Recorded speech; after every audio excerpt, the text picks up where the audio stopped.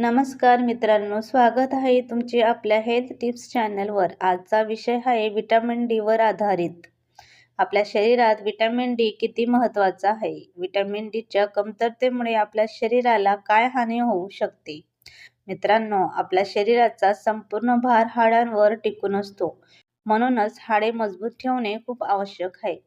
हाडाच्या बळकटीसाठी calcium सोबतच vitamin D ची गरज असते।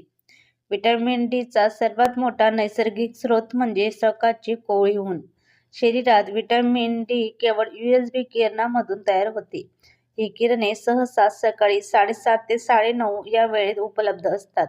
त्यामुळे शरीरात विटॅमिन डी चे प्रमाण नैसर्गिकरित्या सुधारण्यासाठी आठवड्यातून 3 ते 5 दिवस 15 ते 20 मिनिटं हात, पाय किंवा पाठीवर कोवळी धून घेणे पुरेसे ठरते। सकाळी लवकर ऊन घेतल्याने त्वचेला हानी पोहोचत नाही आणि शरीराला आवश्यक विटॅमिन डी मिळते आणि आपले हाडे मजबूत होतात।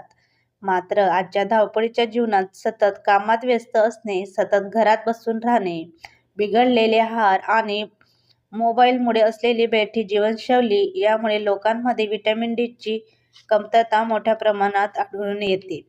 तर या विटॅमिन डी ची कमी पूर्ण करण्यासाठी काही पदार्थ आहे, ज्या पदार्थांचे आपण योग्य सेवन केले तर आपल्या शरीरात विटॅमिन डी ची कमतरता पूर्ण होते। मित्रांनो, सगळ्या पदार्थांमध्ये थेट विटॅमिन डी नसते, पण काही पदार्थ विटॅमिन डी शरीरात तयार होण्यास मदत करतात।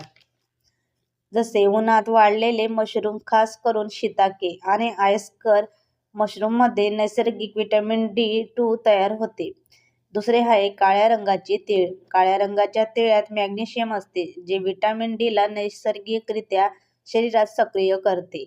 विटॅमिन डी हे फॅट सॉल्युबल विटॅमिन आहे। तिसरे आहे देशी तूप। तूप हे निरोगी फॅट असल्यामुळे विटॅमिन डी ला शरीरात योग्य प्रकारे पोहोचण्यासाठी मदत करते। काही आयुर्वेदिक वनस्पती शरीरात विटॅमिन डी तयार करतात, मात्र जास्त तणाव विटॅमिन डी तयार होण्याच्या प्रक्रियेत अडथळा आणतो। त्यामुळे विटॅमिन डी सह इतर आवश्यक मिनरल्सही शरीरात योग्य प्रकारे काम करू शकतात। म्हणून आपण सकाळी चहामध्ये अश्वगंधा आणि तेजपत्ता टाकून बनवलेली चहा पिली तर आपल्या शरीरातील विटॅमिन डी ची कमी पूर्ण होऊन आपले हाडे मजबूत होतील आणि आपले आरोग्य निरोगी बनेल।